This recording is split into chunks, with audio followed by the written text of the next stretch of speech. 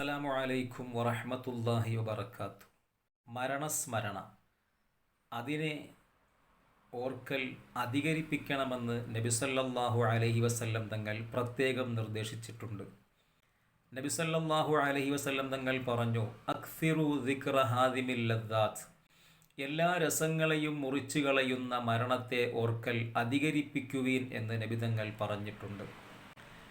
അതുകൊണ്ട് തന്നെ സത്യവിശ്വാസികളെ സംബന്ധിച്ചിടത്തോളം മരണത്തെ ഓർക്കൽ ശക്തിമത്തായ സുന്നത്തും രോഗിയാണെങ്കിൽ അതിശക്തിമത്തായ സുന്നത്തുമാണ്.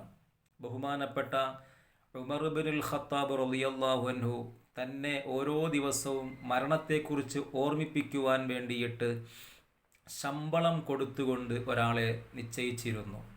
ഇങ്ങനെ മരണത്തെ ഓർക്കുന്നതിലൂടെ സുഹൃതങ്ങൾ ധാരാളമായി ചെയ്യുവാനും തെറ്റുകുറ്റങ്ങളിൽ നിന്ന് മാറി നിൽക്കുവാനും സഹായകമാണ്.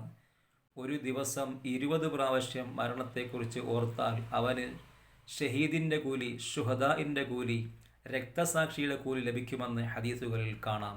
അസ്സലാമു അലൈക്കും വറഹ്മത്തുള്ളാഹി.